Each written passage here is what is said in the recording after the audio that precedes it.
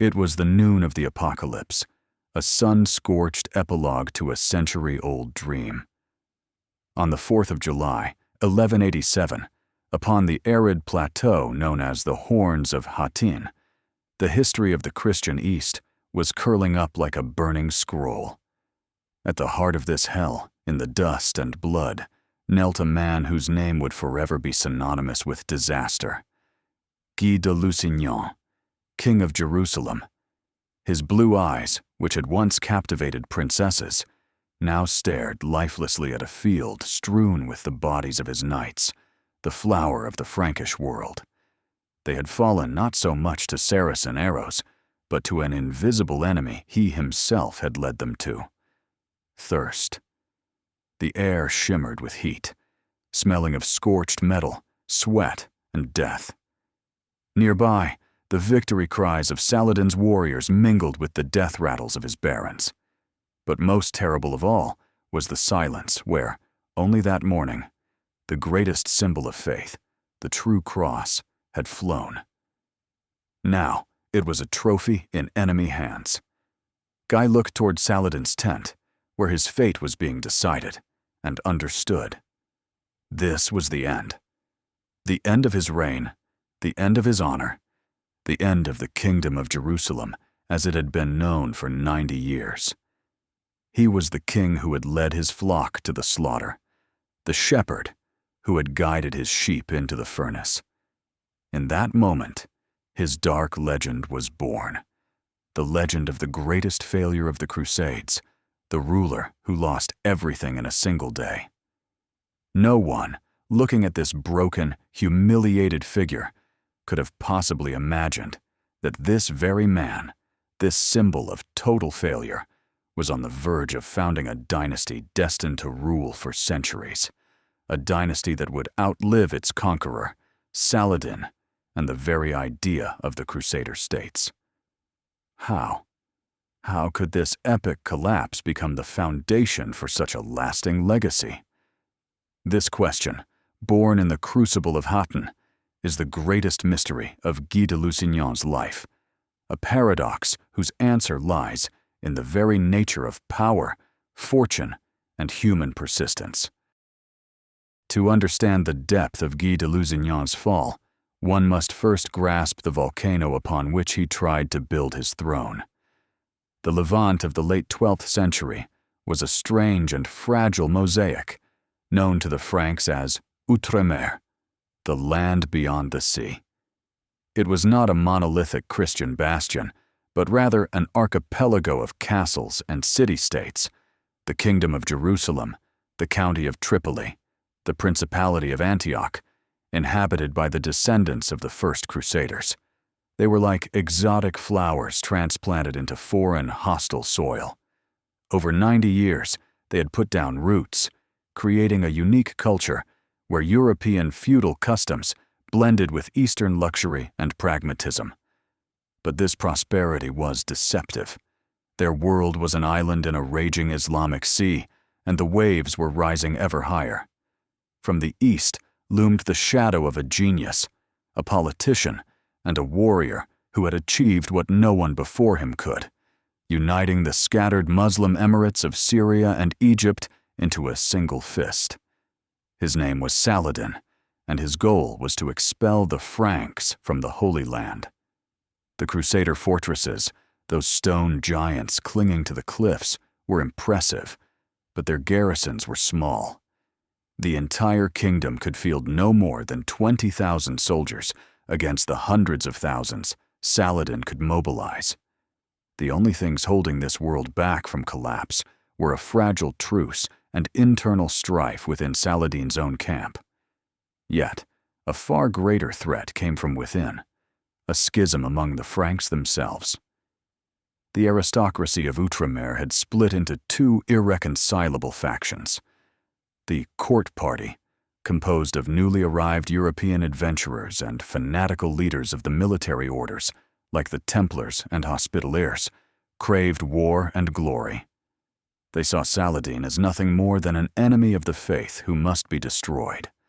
Opposing them was the Barons' party, made up of the local Poulain nobility, born and raised in the East.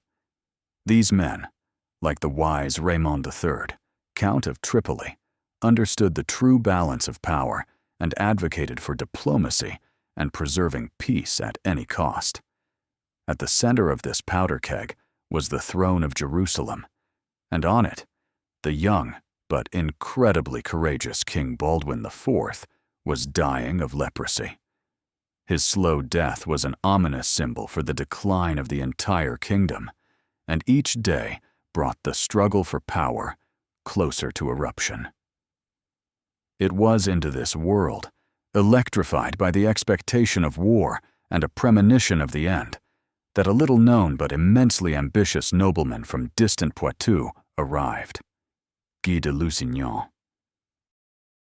The roots of Guy's ambition ran deep into the restless soil of the French region of Poitou, into the history of the House of Lusignan, a family shrouded in myth and marked by rebellion. The Lusignan dynasty did not belong to the highest echelon of the French aristocracy, but they were always known for their untamable spirit, their pride, and their willingness to challenge kings. They were lords of castles, eternal participants in feudal conflicts, men for whom war was as natural as breathing. Their family was shadowed by a legend that gave them both a romantic and a sinister aura. According to the tale, their ancestor was the mysterious Melusine, half woman, half water spirit, a serpent or a mermaid. She brought the Lusignans wealth and power, but in return, she laid a curse upon them. Her descendants would be marked by both great achievements and great misfortunes. This myth perfectly captured the essence of their dynasty, a constant striving for unattainable heights, often ending in a devastating fall. Guy and his many brothers were typical sons of this house. As younger sons, they could not expect a rich inheritance at home, where all lands and titles were already spoken for. Their lot was either service to more powerful lords, a career in the church, or, the most tempting option, adventure, a risky enterprise that promised fabulous rewards. For men like them, full of energy and ambition, but with empty pockets, the tales of the Holy Land were like music. There, in the distant East, it was not old blood that ruled, but a sharp sword and good fortune. There, a landless knight of yesterday could become a baron, a count, or even a queen's husband. Outremer was a melting pot, where destinies were reforged. It was a world of limitless opportunity for those who were not afraid to risk it all. It is no surprise, then, that the Lusignans turned their gaze to the Levant. Guy's older brother, Aymery de Lusignan, had already built a brilliant career there, becoming the constable of the Kingdom of Jerusalem. It was he who paved the way for his more handsome, but less gifted, younger brother. Guy arrived in the East not as a pilgrim seeking salvation, but as a gambler entering a casino, where entire kingdoms were at stake. He carried within him all the restless energy of his family, all its pride and its readiness to bet everything on a single card. He was a Lusignan, and in his blood lived the memory of Melusine, the belief that fate could grant him fabulous wealth, but also snatch it all away in an instant. For thousands of landless knights and younger sons of noble families in 12th century Europe, the Holy Land was not just a place on a map, but a powerful myth, a kind of prophecy of possible greatness. It was the answer to all their unspoken prayers for glory and wealth. In an overpopulated Europe, bound by strict laws of inheritance, their destiny was obscurity. They were the superfluous men of the feudal system, condemned to live in the shadow of their older brothers. But the Crusades threw open the doors to a new world, a world where social barriers crumbled under the blow of a sword, and where a man's only measure was his valor, his cunning, or his luck. The stories that came from Outremer fired the imagination. They were tales of fabulous cities with golden domes, of markets overflowing with silk and spices, of weak rulers and wealthy widows. The Levant appeared to them as a promised land, where any brave man could forge his own destiny. This call of the East was especially strong for the nobility of Aquitaine and Poitou, where Guy came from. This region was famous for its restless, freedom-loving, and warlike barons, who barely submitted even to the rule of the English Plantagenets, their nominal overlords. For them, a crusade was not only the fulfillment of a religious duty, but also a chance to escape oppressive authority and find true independence. Guy de Lusignan was the perfect embodiment of this generation of adventurers. He had neither lands nor fortune, but he possessed a noble title, a distinguished lineage, and, as we shall see, looks that could open the doors to bedrooms and throne rooms. He sailed to the east not to fight infidels for the glory of God. That was merely a convenient pretext. He sailed there for a crown. This was his personal holy war, a war against obscurity, a war for a place in history. For him, Jerusalem was not so much the city of Christ as it was the grand prize in the greatest geopolitical game of his time.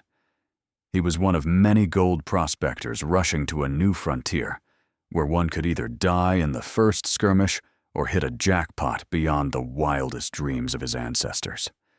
And Lady Luck, that fickle mistress, was already preparing to place her bet on him, unaware of the catastrophe it would ultimately cause. A man's character is his fate, as the ancient wisdom goes, and in the case of Guy de Lusignan, this statement proved prophetic. Had his personality been forged from a different metal, the entire history of the Middle East might have taken a different course. But alas, nature had generously blessed him with external virtues, while skimping on the inner substance required to rule a kingdom on the brink of collapse. According to all chroniclers, both Christian and Muslim, Guy was a man of striking beauty. Tall, well-built, with handsome features, and likely those very blue eyes so prized in chivalric culture, he was the living embodiment of the courtly ideal. This was complemented by impeccable manners and a natural charm. He knew how to be liked, how to be a pleasant companion, how to make an impression at court. These qualities became his primary weapon, the battering ram that cleared his path to the pinnacle of power. He enchanted Sibylla, the king's sister, and she fell for him with all the passion she could muster. However, behind this brilliant facade lay a personality completely unprepared for the trials that awaited it. The Arab historian Ibn al-Athir described him as a man of pleasant appearance, but lacking in intelligence and the ability to govern. Christian writers, such as William of Tyre, were even harsher, calling him naive, simple, and indecisive. He lacked the essential quality of a ruler, strength of character, and strategic vision. He was a follower, not a leader. He was easily swayed by those who spoke loudest and with the most confidence, whether it was his passionate wife Sibylla or fanatical warriors like the Grand Master of the Templars, Gerard de Riedfort.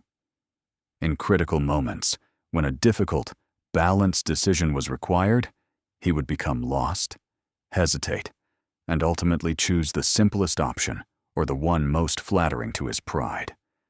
This indecisiveness, compounded by arrogance, was a truly volatile mixture.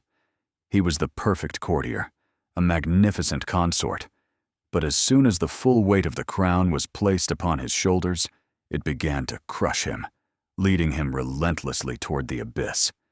His character was forged not in battle or in quiet study of maps and laws, but in feast halls and on tournament fields. He was an actor who had mistakenly been cast as the king in the bloodiest drama of the 12th century, and he didn't know his lines, improvising as he went and leading the entire cast to a tragic finale. Every great journey begins with a single step, and for Guy de Lusignan, that step was not a noble decision to go on crusade, but a shameful flight from justice. His arrival in the Holy Land, was shrouded in a shadow of scandal that perfectly illustrates the impulsive and unrestrained temper characteristic of his family.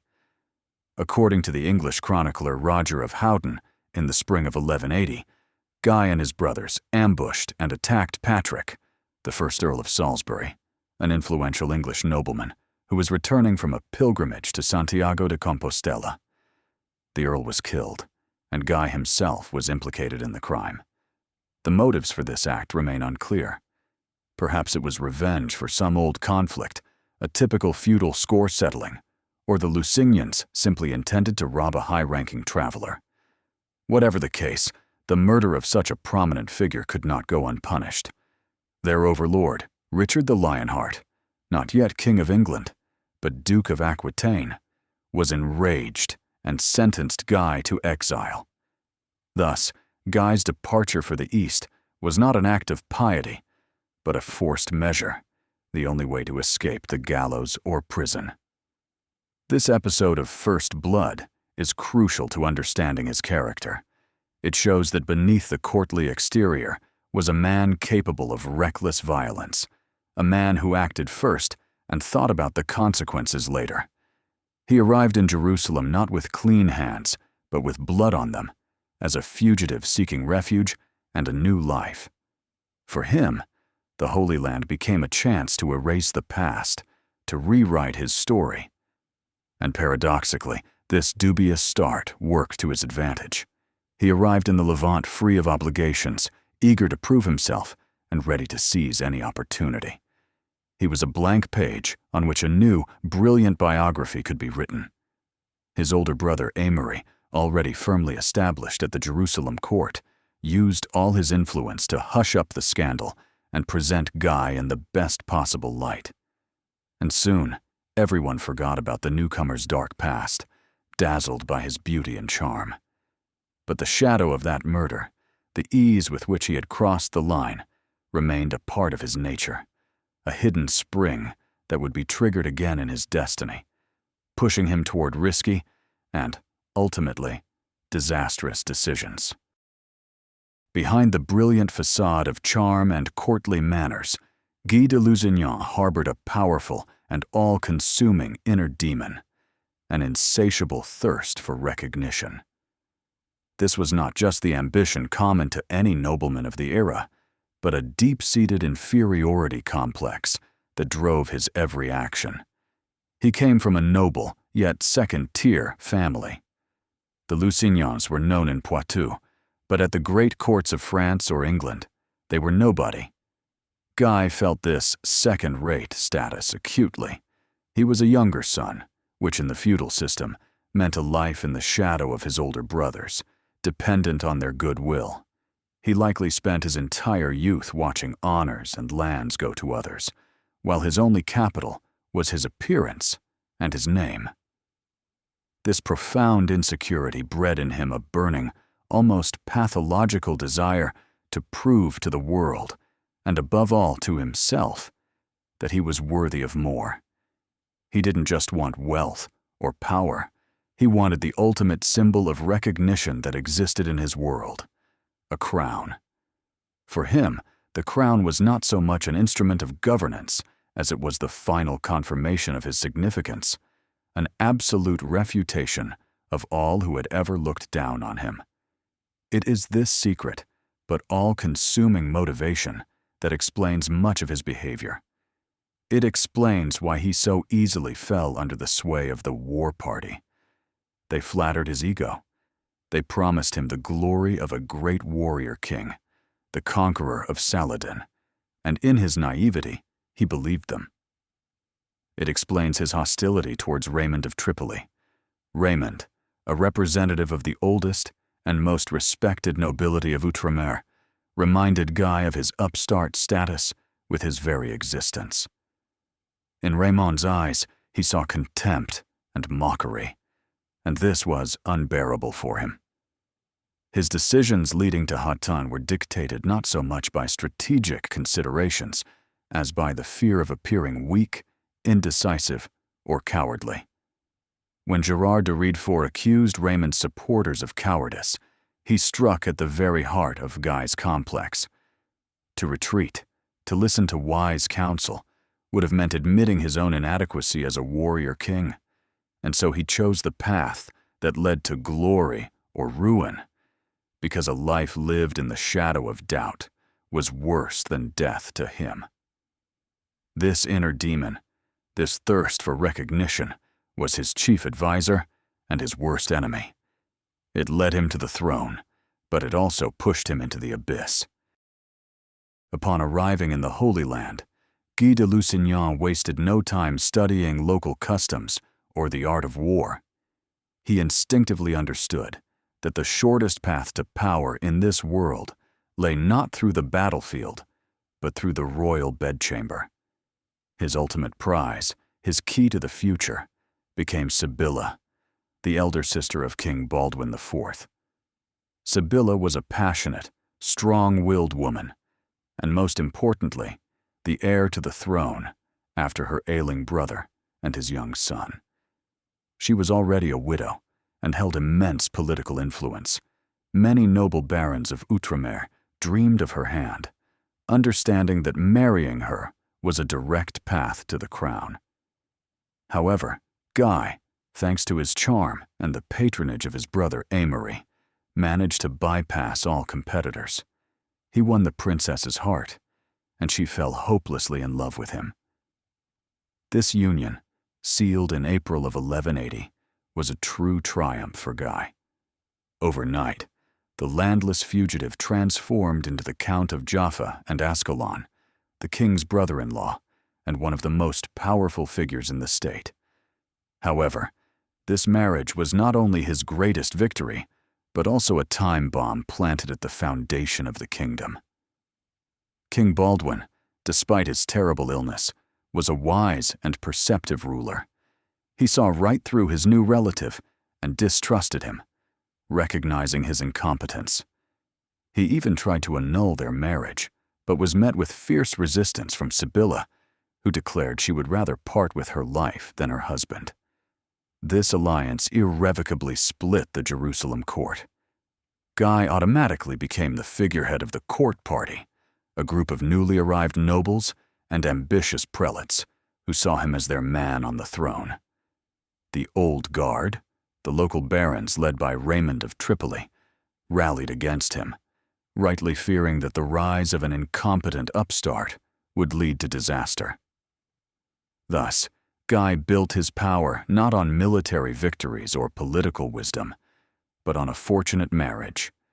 His authority was a derivative of his wife's love and stubbornness.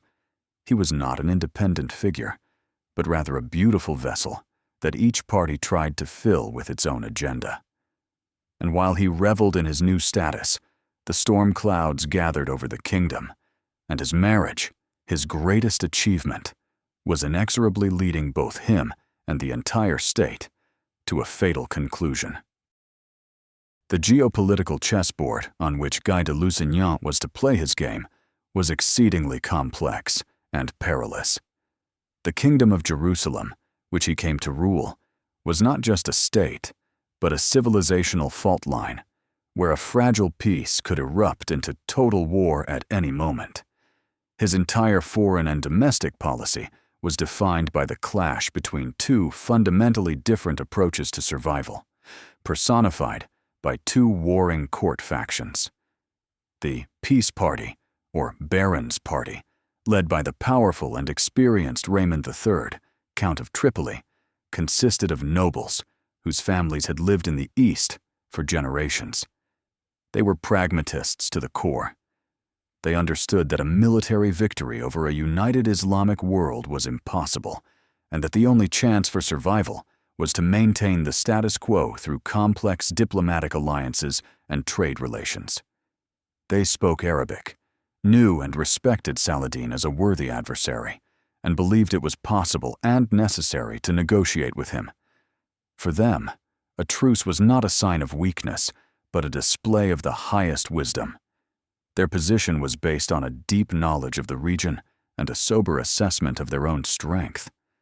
They were willing to sacrifice religious fanaticism to save their lands and the lives of their subjects. Opposing them was the war party, or court party, which was much more diverse but united by a common ideology of aggression. It included newly arrived knights from Europe, hungry for heroic deeds, high-ranking clergy, for whom any deal with the infidels was a sin, and, most importantly, the military monastic orders. The Grand Master of the Templars, Gérard de Riedfort, and the Grand Master of the Hospitallers, Roger de Moulins, wielded enormous influence, had their own armies, and held a fanatical belief that the only language Muslims understood was the language of the sword. This faction was joined by reckless adventurers like Renaud de Chatillon, Lord of Ultra-Jourdain, who constantly provoked Saladin with his pirate raids on caravans. Guy de Lusignan, as an outsider with no roots in the Holy Land, naturally aligned with this second group.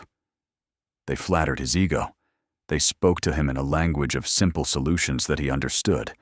They promised him eternal glory. He did not understand, nor did he want to understand, Raymond's complex diplomatic game. For him, everything was simple. There were Christians and there were Saracens, and it was the duty of a Christian king to fight. This simplistic worldview, compounded by his incompetence, became the detonator that blew apart the fragile peace of the Levant. Fate gave Guy de Lusignan a unique chance to prove his worth even before he became king, and he failed it spectacularly. In 1183, King Baldwin IV's health deteriorated sharply. He had gone blind and could no longer move on his own.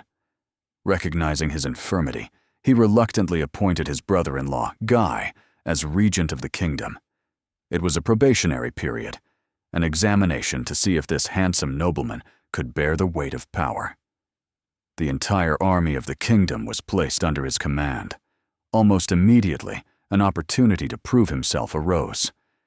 Saladin, taking advantage of the Franks' internal turmoil, invaded Galilee with a massive army. The Christian host gathered at the springs of Safaria, holding a strong defensive position. The situation was almost identical to the one that would unfold 4 years later, before the Battle of Hattin. Saladin tried to lure the Crusader army out of their camp to provoke them into a battle on unfavorable terms. And here, for the first time, Guy displayed the fatal indecisiveness that would become his hallmark. He convened a war council. The experienced barons, including Raymond of Tripoli, unanimously advised him to stay put, not to fall for the provocations, and to let Saladin's army exhaust itself in futile attacks. However, the hotheads in his circle demanded an immediate attack, accusing the proponents of a defensive strategy of cowardice. Guy vacillated between the two opinions. He could not make a decision. In the end, he chose the worst possible option: inaction, born not of strategy, but of a paralysis of will. The armies stood facing each other for several days. Saladin, seeing his ruses were not working and facing supply problems, was forced to withdraw. From a military standpoint, the Crusaders had achieved their goal. The invasion was repelled without losses. But politically, it was a complete failure for Guy. His enemies accused him of cowardice, of missing a chance to crush Saladin. His friends were disappointed by his passivity. No one saw a leader in him. Returning to Jerusalem, he was met with the king's icy contempt. Baldwin IV, gathering his last strength, took an unprecedented step. He publicly dismissed Guy from the regency and even tried to force Sibylla to divorce him. This episode was the first omen of the disaster to come. It showed everyone, especially Saladin, that the Frankish army was led by a weak and hesitant man who could be easily manipulated. The failure taught Guy nothing, but it taught his enemies a great deal. Guy de Lusignan's destiny was inextricably linked to two men who became his guardian angel and his evil genius, embodying the two poles of political thought in the Kingdom of Jerusalem. His chief enemy and opponent was Raymond III, Count of Tripoli and Prince of Galilee. Raymond was, without a doubt, the most outstanding statesman of his generation in Outremer. He came from an ancient line, had ruled his land since birth, was a seasoned warrior, and an even more skilled diplomat. He had served as regent of the kingdom several times, always acting with astonishing wisdom and foresight. Raymond, unlike Guy, was a local through and through. He understood the mentality of his Muslim neighbors, knew their strengths and weaknesses, and was convinced that the kingdom's survival depended on the ability to find compromise with them. He had a personal truce with Saladin and was respected by him. For Raymond, the newly arrived upstart Guy was the living embodiment of the foolishness and arrogance that he believed would destroy the Christian East. He saw his incompetence, despised him for gaining power through the bedchamber rather than by merit, and did everything in his power to keep him from the throne. Their conflict was not just personal animosity, but a clash of two worlds: the pragmatic feudal lord rooted in the reality of the Levant, and the naive, ambitious European adventurer. At the other pole was Guy's main ally, and, in effect, his puppeteer, Reynald de Chatillon, Lord of Ultra-Jourdain. If Raymond was the personification of reason and caution, Reynald was pure, unadulterated recklessness. A former mercenary and adventurer who had seized power in Antioch through marriage, he had spent 16 years in a Muslim prison, which only hardened his hatred for the Saracens. His castle, Kerak de Moab, controlled the caravan routes between Egypt and Syria, and Reynald, ignoring any truces made by the king, constantly raided these caravans, viewing them as legitimate plunder. He was a man of indomitable energy, personal bravery, and absolute political irresponsibility. It was he, along with the Templar Grand Master, Gerard de Riedefort, who formed the war party around Guy. They saw in the weak and flattery-prone future king the perfect instrument for their aggressive plans. Reynald constantly pushed Guy towards confrontation with Saladin, convincing him that boldness and aggression would solve all problems. Guy, lacking his own opinion and experience, found himself caught between these two titans. He rejected Raymond's wisdom because it seemed like cowardice and offended his royal dignity, and he embraced Reynald's recklessness because it flattered his ego and promised easy glory. This choice became his death sentence. In the year 1186, the moment of truth arrived, a crossroads of fate that would decide the future not only of Guy de Lusignan, but of the entire kingdom of Jerusalem. The young king Baldwin V, a sickly boy who had succeeded his uncle, Baldwin the Leper, died. The crown was vacant. According to the late king's will, Raymond of Tripoli was to serve as regent until the Pope, the Holy Roman Emperor, and the kings of England and France decided on the succession. But Sibylla and her supporters had no intention of waiting. They devised a bold and cunning plan to seize power. While Raymond was in his northern domains, the conspirators closed the gates of Jerusalem and set their plan in motion.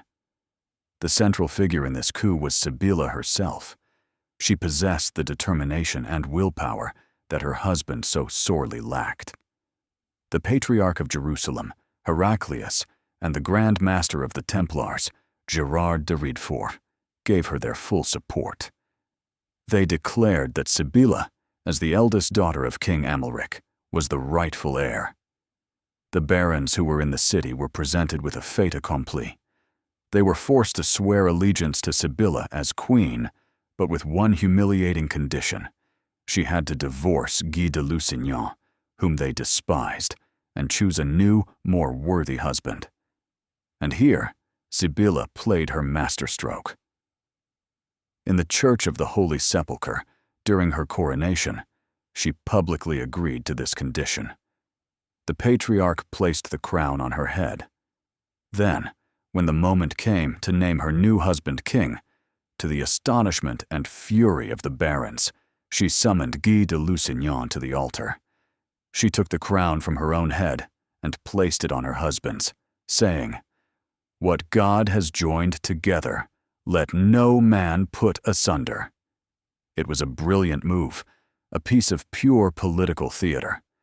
The barons had been tricked and humiliated. Guy de Lusignan, the man they considered a nobody, had become their king in an instant. This was the pinnacle of his career, a moment of absolute triumph. He had obtained what he had dreamed of his entire life, the crown of Jerusalem. But this crown was poisoned. He had received it not by right of strength or wisdom, but through a palace intrigue, deception, and against the will of the majority of his subjects. The kingdom he inherited was more divided than ever. A faction of barons, led by Raymond of Tripoli, refused to recognize him and departed for their own lands, preparing for civil war. Guy had ascended the throne, but that throne sat on a powder keg, and his friends were already holding a lit match to the fuse. Having obtained the crown in such a dramatic and questionable manner, Guy de Lusignan experienced what the ancient Greeks called hubris, the pride that blinds a man at the height of his power and inevitably leads to his downfall. He was no longer just Guy, the adventurer from Poitou. He was now God's anointed, the king of the holy city of Jerusalem. This new status went to his head, completely robbing him of the ability to assess reality soberly. He came to believe in his own divine selection, that destiny itself was leading him to great deeds. Any lingering doubts he might have had were swept away by the flattering words of his entourage. Gérard de Riedefort, Renaud de Châtillon, and the other hawks of the war party now had complete control over his will. They convinced him that all previous failures were due to the leper king's indecisiveness and the peace party's treason. Now, with a real, strong warrior king in power, it was time to show Saladin who was the true master of the Holy Land. Guy gladly accepted this role. He began to act like an absolute monarch, ignoring the advice of experienced barons and listening only to those who pandered to his vanity. His court became a center of aggressive rhetoric. Any mention of the need to observe the truce with Saladin was treated as cowardice or even treason. In this state of euphoria, he made his first fatal move as king. He sought confrontation with Raymond of Tripoli, the most powerful feudal lord in the kingdom. Instead of seeking reconciliation and uniting his forces against an external threat, Guy declared him a traitor and prepared to march against him. A civil war between the two largest Christian powers in the Levant was averted only at the last moment through the intervention of other barons. But the fragile peace was just for show. The rift had grown even deeper. This moment of pride was Guy's point of no return. He had definitively cut himself off from the voice of reason and surrounded himself with men who were leading him straight into the abyss. He saw himself as a new Godfrey of Bouillon, destined to liberate the Holy Land. In reality, he was a blind man being led to the slaughter, and he went willingly, dazzled by the glitter of his crown and the anticipation of eternal glory. He had challenged fate, and fate accepted the challenge. The first cracks in the gilded facade of Guy de Lusignan's reign appeared almost immediately, and they came from the most reckless and uncontrollable of his allies, Renaud de Châtillon. This man, whose life was a series of adventures, cruelties, and broken oaths, became the stone that started the avalanche. In late 1186, despite an active truce between the Kingdom of Jerusalem and Saladin, Renaud committed an act that exhausted the Muslim ruler's patience. Like a predator from his desert fortress of Kerak, he attacked a huge and wealthy caravan traveling from Cairo to Damascus. This was not just a robbery, it was an arrogant and humiliating challenge thrown directly at Saladin. All the merchants and guards were killed or taken captive, and their goods were seized. Rumors immediately spread throughout the Middle East that Saladin's own sister was part of the caravan. Although modern historians doubt this fact, in the eyes of contemporaries, it was an unprecedented insult to honor. Saladin immediately sent envoys to Guy de Lusignan, demanding the return of the captives and the stolen goods, as well as the punishment of the perpetrator. This was a decisive moment for Guy as king. He could have demonstrated his authority, reined in his rogue vassal, restored justice, and saved the peace. This was required by the terms of the truce and by simple common sense. But Guy was trapped by his own weakness. He relayed Saladin's demand to Reynold, who arrogantly replied that he was master of his own lands and did not take orders from the king of Jerusalem, just as the king did not take orders from Saladin. And Guy washed his hands of the matter. He found neither the strength nor the will to force Reynold to comply. This refusal to act was seen by Saladin as a direct declaration of war. He realized he was dealing not with a unified state, but with a band of robbers where the king did not control his own barons. This was the casus belli, the very pretext he had been waiting for. He publicly swore on the Quran that he would avenge this insult and personally cut off Reynold de Chatillon's head. The storm clouds had become the storm itself. The wheels of war were set in motion, and it was now impossible to stop them. Through his passivity and indecision, Guy de Lusignan had signed his own kingdom's death warrant. The fateful act that became the point of no return and the trigger for the greatest catastrophe in the history of the Crusades was committed not on the battlefield, but in the suffocating tent of a war council. In the summer of 1187, Saladin, having gathered an army of unprecedented size from all corners of his empire, crossed the Jordan River and laid siege to the city of Tiberias, which belonged to the wife of Raymond of Tripoli, Princess Esheva. It was a brilliant strategic move. Saladin didn't just start a war, he set a diabolical trap for the Franks, one calculated to prey on their psychology. He knew that to abandon a lady in a besieged fortress went against every code of chivalric honor. He was deliberately playing on his enemy's emotions. The entire army of the Kingdom of Jerusalem, the largest it had ever assembled, was concentrated at the springs of Sapphira. It was a perfect position. Water was abundant. There was pasture for the horses, and the terrain was good for defense. The path from Sapphira to Tiberias ran through 25 kilometers of scorched, waterless desert, crisscrossed by hills, perfect for ambushes. Raymond of Tripoli, whose wife was the very bait in the trap, delivered a speech at the war council filled with wisdom and desperation. He begged the king and the barons not to move. "I am prepared to lose Tiberias, my wife, and everything I own," he said, "but not the kingdom. Stay by the water." Saladin cannot maintain the siege for long. His army suffers from the heat as much as ours. He will leave, and we will win without a fight. But if we march through the desert, we will perish. His words were so convincing that all the barons, including Guy, agreed with him. The council was dismissed. The decision was made to remain in camp. It seemed that reason had prevailed, but that night, his evil genius entered the king's tent, the Grand Master of the Templars, Gerard de Riedfort. He began to whisper poisonous words into Guy's ear. He accused Raymond of cowardice and treason, implying he was in league with Saladin. He appealed to Guy's pride. "Will you, a king, allow a city of your vassal to burn in your presence?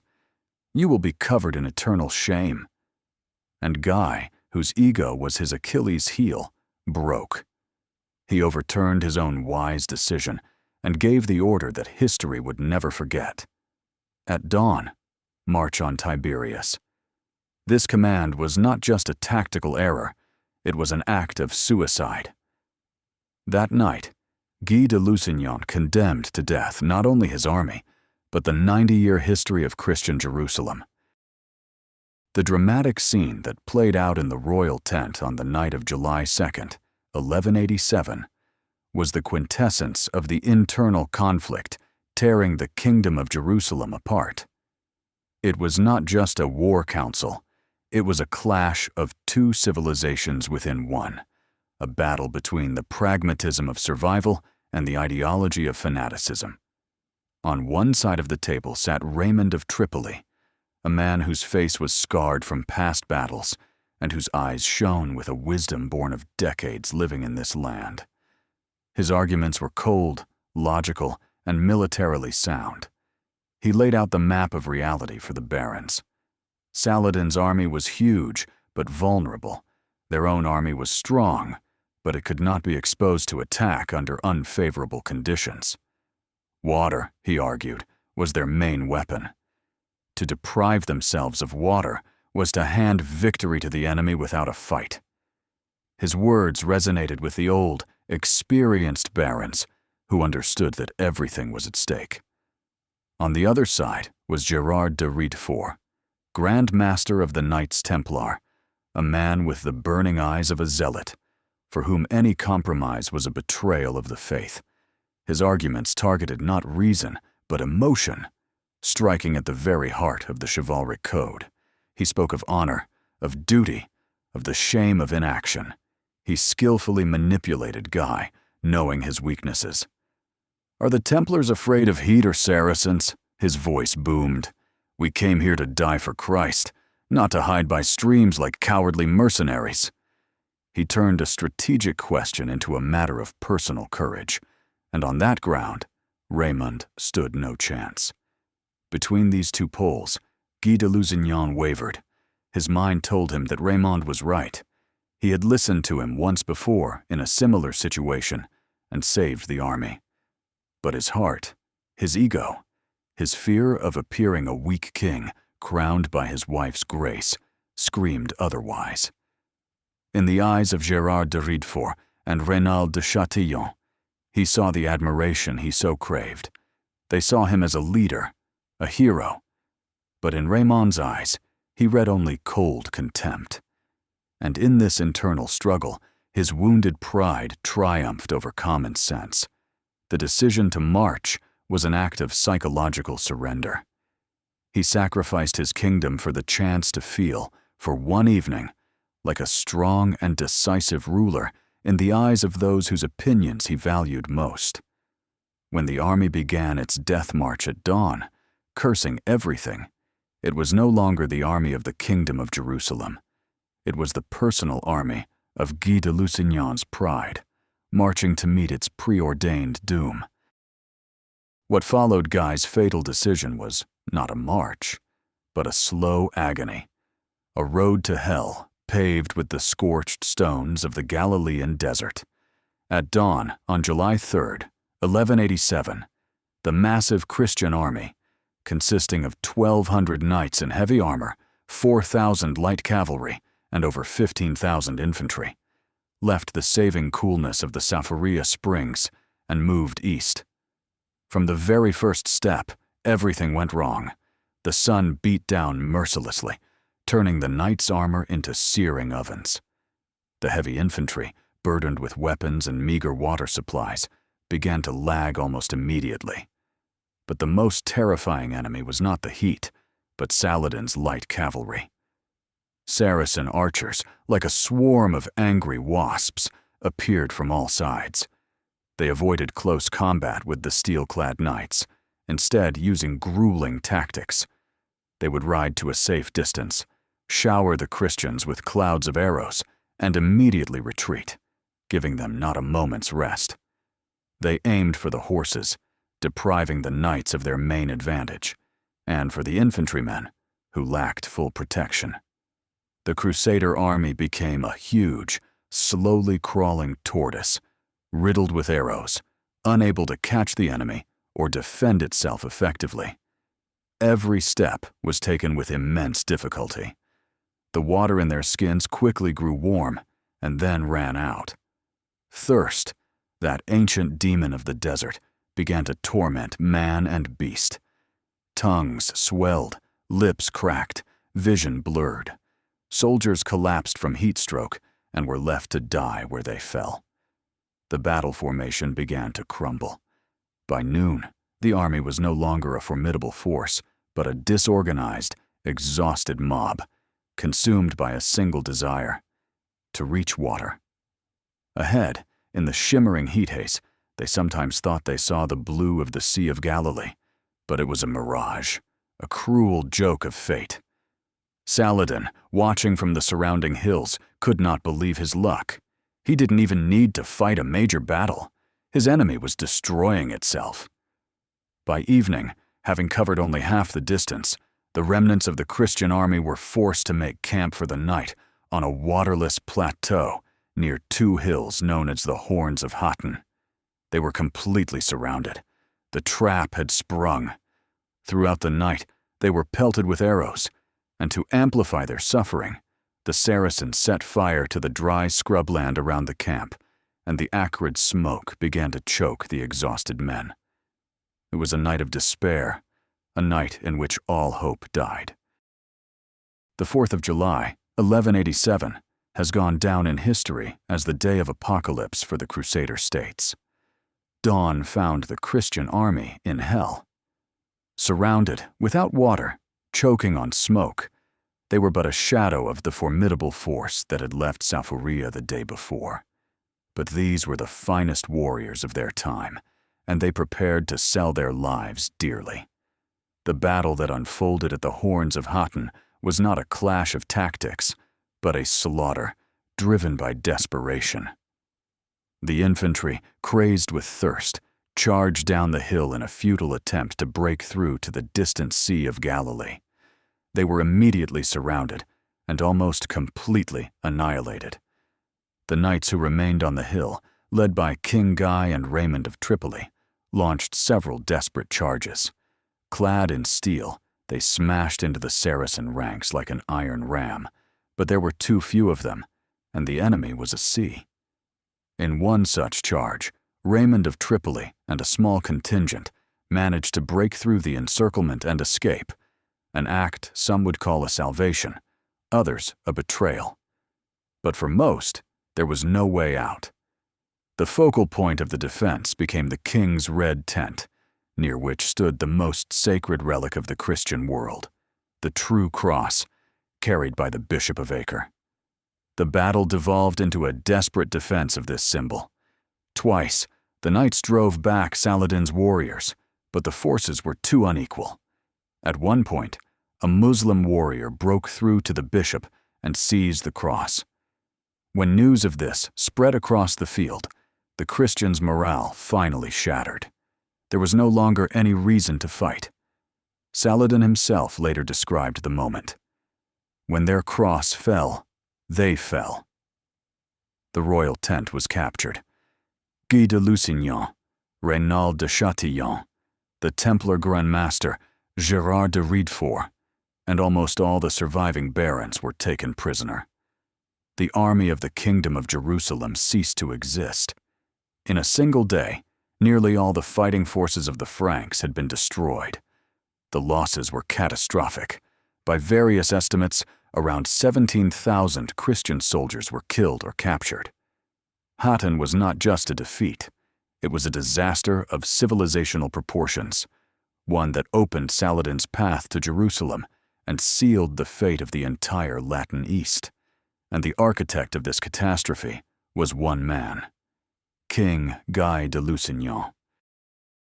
The scene that played out in Saladin's tent after the battle became a legend, a symbol of both chivalry and cruelty, of the victor's triumph and the vanquished's utter humiliation. The captured Christian leaders, covered in dust and blood, were brought before the Sultan. Among them were King Guy de Lusignan and his sworn enemy, Reynald de Chatillon. Saladin, following the customs of hospitality, had Guy seated beside him. Seeing his suffering from thirst, the Sultan ordered a cup of iced water sweetened with rose syrup to be brought for him. This was more than an act of mercy. By the laws of Arab hospitality, one who shared food or drink with a host was granted a guarantee of safety. Guy drank from the cup and, obeying European custom, passed it to Reynald de Chatillon, who stood nearby. At that moment, Saladin stopped him sharply. Through a translator, he told Guy, "You are a king, and you gave him drink, but I have not given him food or drink in my name." Reynald's fate was sealed. Saladin turned to him and began to list his crimes: broken oaths, plundered caravans, the attempted raid on the holy cities of Mecca and Medina. He offered Reynald the chance to convert to Islam to save his life, but Reynald arrogantly refused. Then Saladin, true to his oath, stood up, drew his scimitar, and struck Reynald on the neck.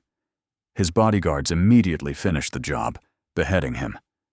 Guy de Lusignan, seeing this, began to tremble with fear, thinking the same fate awaited him.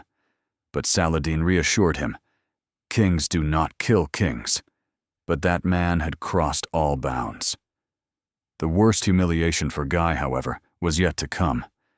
Before his very eyes, the holiest relic captured in the battle, the true cross, was brought into the tent. It was thrown to the ground, and Saladin's warriors jubilantly trampled it underfoot. For Guy, as for any Christian of that era, this was a sight more horrifying than his own death. It was visual confirmation that God had turned away from them, that their cause was lost. In that moment, he was not just a captive king. He was the man responsible for the greatest sacrilege, for the loss of the symbol that had inspired Crusaders for a century. He sat in the victor's tent, alive, but his honor, his kingdom, and his soul were dead. The rout at Hattin was not just a lost battle. It was like pulling the keystone from an arch, causing the entire structure of the Kingdom of Jerusalem to collapse. Saladin acted with lightning speed and brilliant efficiency. He understood that the Franks had no strength left to resist. Their entire army lay in the desert near the horns of Hattin, and their king and barons were his prisoners. Cities and castles were left without garrisons, without leaders, gripped by panic. The Sultan divided his forces and began to methodically, one by one, reap the fruits of his victory. Acre, one of the richest ports in the Levant, surrendered without a fight. It was followed by Sidon, Beirut, Jaffa, and Ascalon.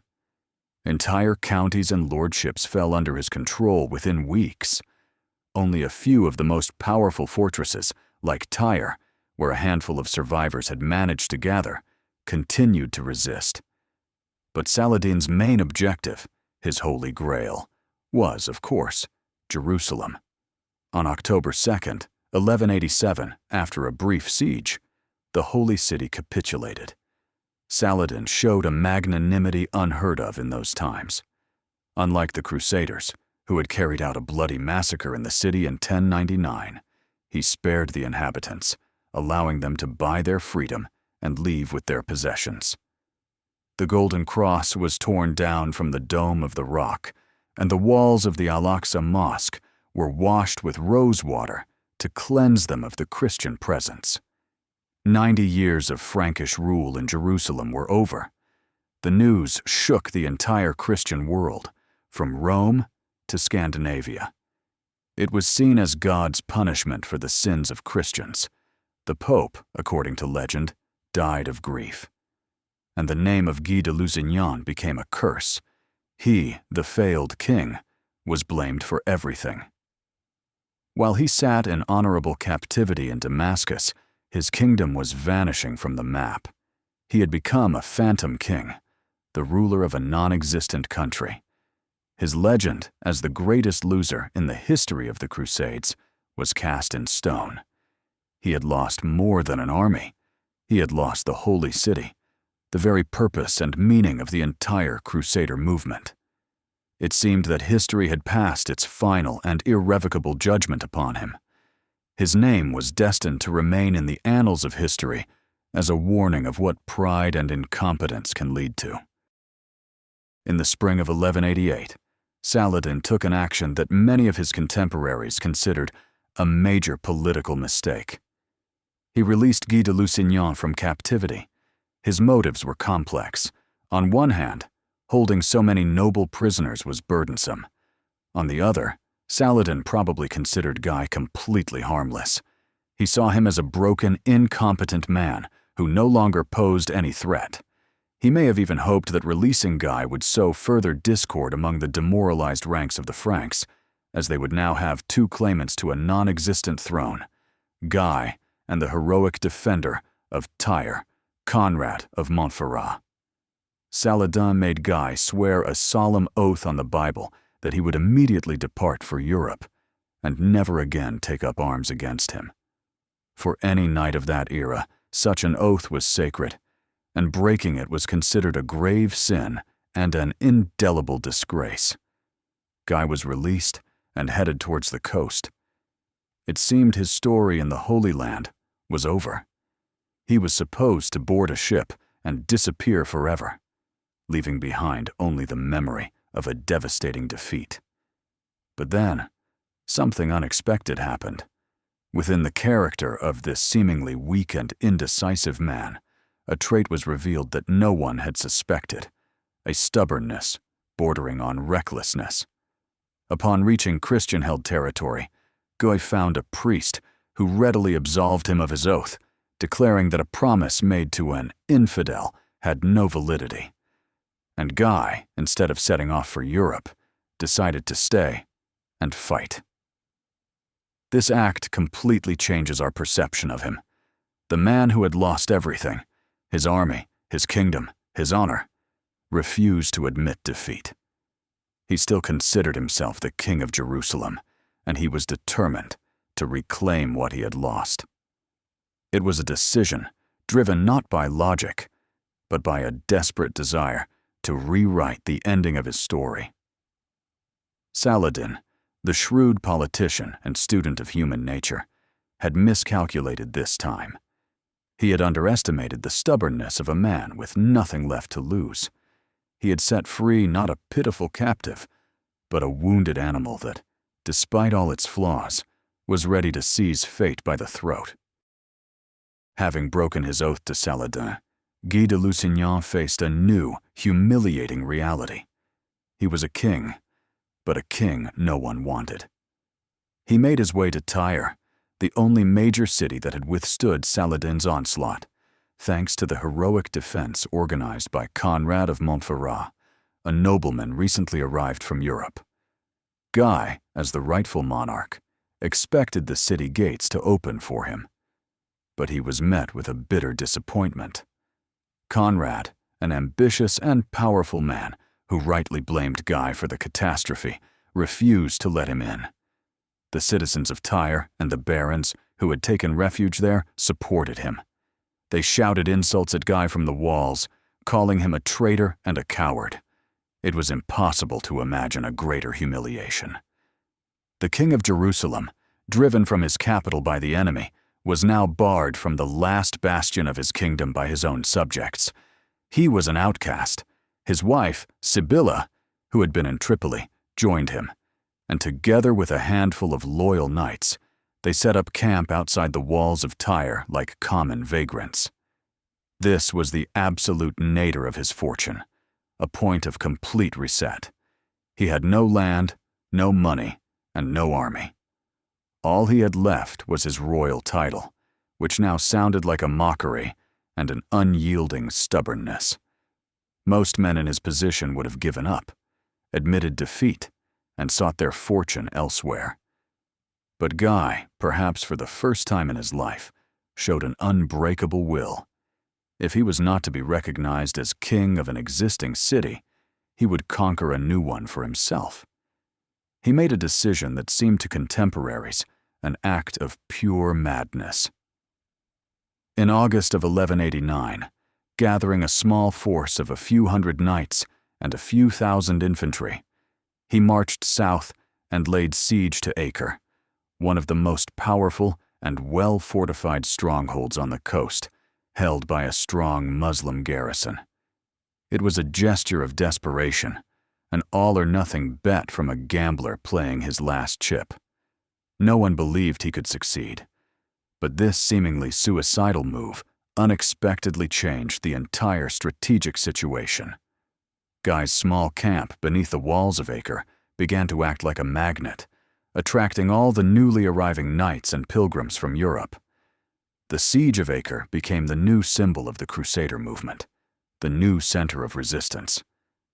And at the heart of this revival, to everyone's surprise, was the very man who had led the Christian East to its ruin. The audacious and desperate siege of Acre, initiated by Guy de Lusignan, lasted for nearly 2 years and became one of the most epic and bloody confrontations of the Crusader era. The small Christian camp outside the city walls gradually grew, swelled by ever more contingents arriving from Europe. Soon, the besieging army became so large that Saladin, who came to relieve the garrison, could not break their blockade. The tables had turned. Now the Christians were besieging the Muslims in Acre, while Saladin's army, in turn, besieged the Christian camp. A brutal war of attrition began, filled with siege engines, tunnels, raids, and epidemics that claimed thousands of lives on both sides. In this meat grinder, Guy's faithful wife, Queen Sibylla, also perished, along with their 2 young daughters. With Sibylla's death, Guy's legal claim to the throne of Jerusalem became highly questionable, giving his enemies new grounds to challenge his authority. But as long as the siege continued, he remained the nominal leader. Then, in the spring of 1191, the fleets that the entire Christian world had been waiting for appeared on the horizon. The titans of European politics arrived in the Holy Land, the 2 most powerful monarchs of their time, King Philip II of France and King Richard I of England, the Lionheart. Their arrival marked the beginning of the Third Crusade. With their appearance, the dynamics of the conflict changed dramatically. Guy de Lusignan, who for 2 years had been the central figure of the resistance, was instantly transformed from a leading player into a minor character on their grand chessboard. Now, all decisions were made by Richard and Philip. They brought with them huge armies, money, and modern siege equipment. Under their leadership, the siege of Acre quickly reached its logical conclusion, and in July, the city fell. It was the first major Christian victory since Hattin, and it filled them with new hope. But for Guy, this victory had a bitter taste. He had been pushed into the background. His desperate comeback had captured the world's attention. But now that the real heavyweights had arrived, his role in this drama seemed to be over. He had helped light the fire, but others would now warm themselves by it. The fall of Acre, a triumph for the entire Christian world, turned into another, and seemingly final, humiliation for Guy de Lusignan. Immediately after the victory, the question that had been simmering throughout the siege came to the forefront. Who was the rightful king of Jerusalem? With Sibylla's death, the direct line of succession was broken. Her younger sister, Isabella, was now the main claimant, and all political intrigues immediately focused on her hand in marriage, and thus on the crown. Conrad of Montferrat, the hero of the defense of Tyre and Guy's longtime enemy, with the support of King Philip of France, orchestrated Isabella's abduction, had her previous marriage annulled, and forcibly married her himself. Now, as the husband of the rightful heir, he had a much stronger claim to the throne than the widowed Guy. The barons of Outremer, who had never liked or respected Guy, were summoned to a council to resolve the dispute. It was like a humiliating trial, where Guy once again had to prove his right to the title. His main and, in fact, only defender was Richard the Lionheart. The English king held no particular affection for Guy, but he was bound to the Lusignans by feudal ties back home in Poitou, and more importantly, he hated and distrusted Conrad, who was an ally of his rival, the French king. Richard tried to defend Guy's rights, but the majority was against him. The barons remembered Hattin, They saw Guy as a symbol of defeat, while Conrad was a symbol of resistance and victory. In April of 1192, the election was held, and the result was predictable. By an overwhelming majority, Conrad of Montferrat was elected King of Jerusalem. For Guy, it was a crushing blow. He had made this incredible journey, survived captivity and humiliation, led a hopeless siege, drawn the aid of all of Europe, only to have the crown snatched from him a second time at the moment of triumph. He was once again a nobody, a king without a kingdom, a man who had lost everything. History, it seemed, had come full circle, returning him to the same point of despair he had felt outside the walls of Tyre. This time, his defeat was legally formalized and supported by all his former subjects. This should have been the end of his political career. And here, in Guy de Lusignan's darkest hour, when his story seemed to have reached its inglorious end, fate took one of those unpredictable and ironic turns that make history so captivating. Just a few days after his election, on April 28, 1192, Conrad of Montferrat, the newly elected king, was brutally murdered on the streets of Tyre by two assassins, believed to have been sent by the leader of the Nizari sect, the Old Man of the Mountain. The event shocked everyone and shuffled the deck once again. The throne of Jerusalem was vacant. However, Richard the Lionheart, the chief architect of Crusader policy after Philip Augustus's departure, had already prepared a backup plan for his protégé, Guy. Even before Conrad's murder, realizing the battle for the Jerusalem crown was lost, Richard had found a consolation prize for Guy. That prize was the island of Cyprus. The English king had conquered Cyprus a year earlier on his way to the Holy Land, taking it from a self-proclaimed Byzantine emperor, Isaac Komnenos. The island was rich, strategically important, and now belonged personally to Richard. Governing it from England was impossible, so he first sold it to the Knights Templar.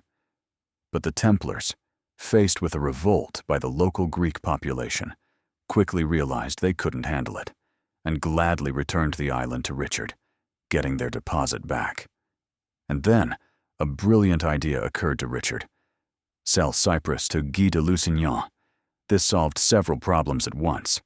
First, it provided worthy compensation for his loyal, if unlucky, vassal. Second, it created a reliable rear base for the Crusaders on Cyprus, governed by a loyal man. Third, it replenished Richard's own treasury, as he was in dire need of money to wage war. The deal was struck. Guy de Lusignan, the failed king of Jerusalem, bought himself an island for 100,000 byzants. The full irony of his fate was captured in this act. He did not conquer his new kingdom in a glorious battle, nor did he inherit it. He simply bought it, like one buys an estate.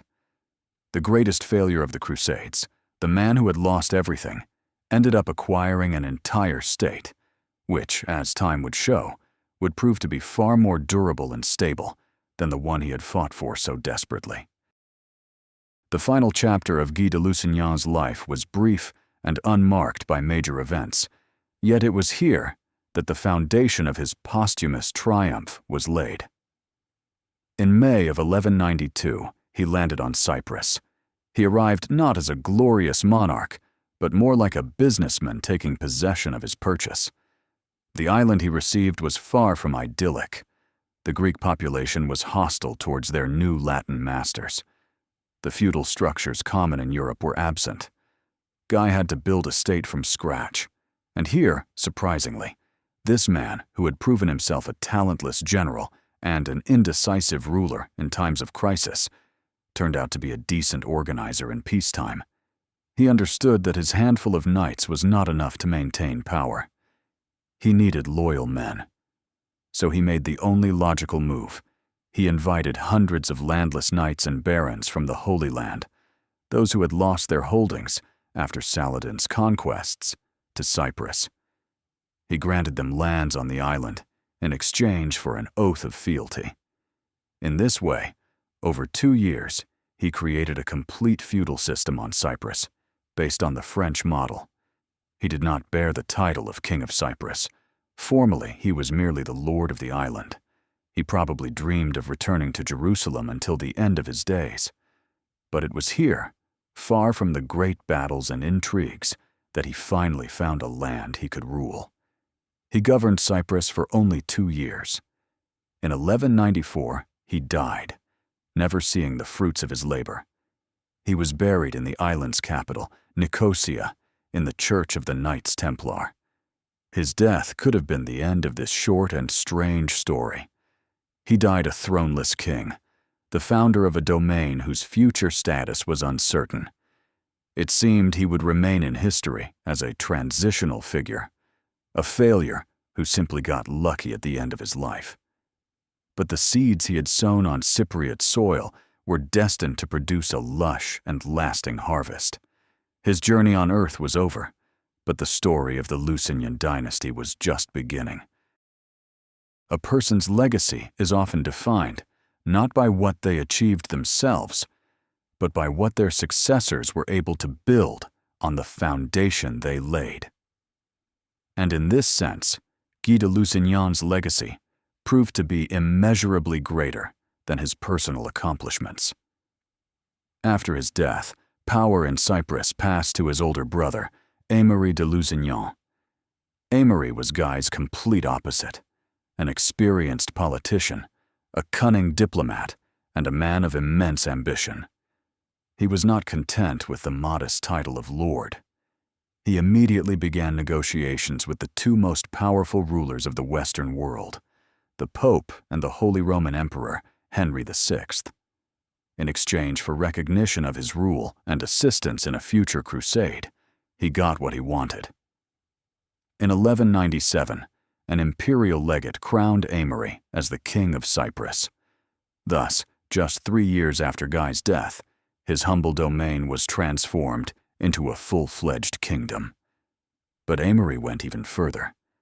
After his wife's death, he married Isabella, the widow of both Conrad of Montferrat and Henry of Champagne, and was thus elected King of Jerusalem, or rather, what was left of it, with its capital in Acre. He united 2 crowns in his hands, that of Cyprus and Jerusalem. The Lusignan dynasty, founded by the failure Guy, had achieved unprecedented power. For the next 300 years, the Kingdom of Cyprus, created by the Lusignans, remained a prosperous and powerful bastion of Christianity and European culture in the Eastern Mediterranean. It outlasted the fall of Acre in 1291 and the demise of all Crusader states on the mainland. While great empires rose and fell, the little Lusignan kingdom on Cyprus endured, becoming a vital hub for trade and culture, the last fragment of Outremer. The Lusignans ruled Cyprus until 1489, when the last monarch bequeathed it to the Republic of Venice. 300 years, a span the founders of the Kingdom of Jerusalem could only have dreamed of. And all this splendor, this long and glorious history, grew from an act of desperation by a man who lost the most important battle of his life, but refused to leave the stage. So how, in the end, is this startling paradox resolved? How did the greatest failure of the Crusades manage to found a dynasty that outlived its more successful and talented contemporaries by centuries? The answer lies in the amazing dialectic of history, where strength often turns into weakness and weakness into unexpected strength. Guy de Lusignan received Cyprus not because of his talents, but despite his lack of them. He became the founder of a dynasty, not as a great conqueror, but as a political figure, convenient for others. Let's trace this chain of irony. Had he been a competent general, he might not have lost the Battle of Hattin so crushingly. But then the Kingdom of Jerusalem would likely have continued its slow decline and eventually been conquered anyway, and his name would have been lost among other obscure kings. It was the totality of his failure that made him a figure of historical significance. His defeat was so great that it triggered the Third Crusade and brought Richard the Lionheart to the east. Without Hattin, there would have been no Richard in the Holy Land. Furthermore, had Guy been a strong and charismatic leader like Conrad of Montferrat, Richard would never have backed him. The English king needed not a strong and independent ally, but an obedient vassal who was easy to manage.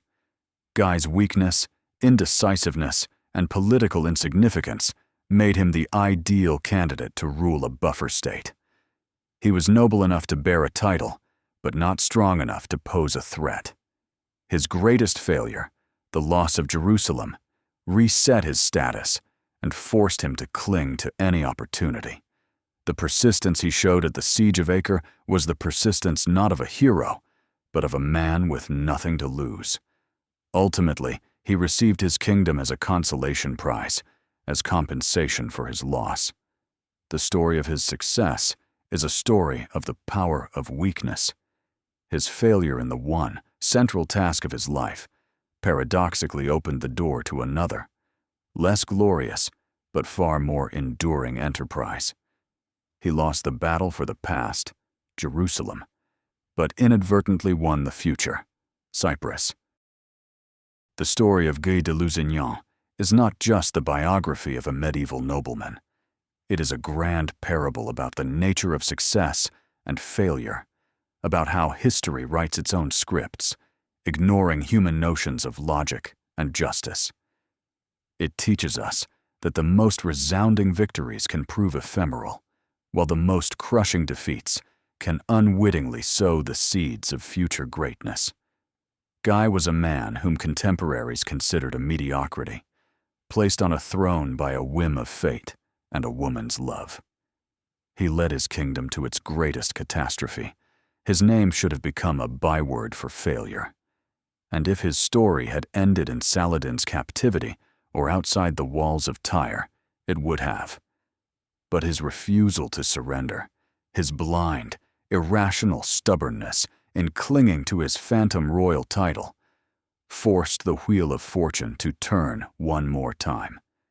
His story shows that sometimes a legacy is built not because of, but in spite of, a person's character and abilities. He was merely an instrument in the hands of more powerful forces. The intrigues of Richard the Lionheart, the political vacuum created after the fall of Jerusalem, and the sheer chance of his rival's assassination. He was not the architect of his dynasty. He was merely the first stone, placed by chance in the right place at the right time, to become the foundation for a building that others would construct. And herein lies the ultimate philosophical lesson. History does not always reward the best, the smartest, or the strongest. Sometimes it smiles on the most stubborn, on those who keep playing even after they have seemingly lost everything. Guy de Lusignan, the throneless king, the failure who founded a dynasty, will forever be remembered as the greatest historical paradox, a living reminder that the final verdict on a person's life is rendered not by their own generation, but by the relentless and unpredictable passage of time.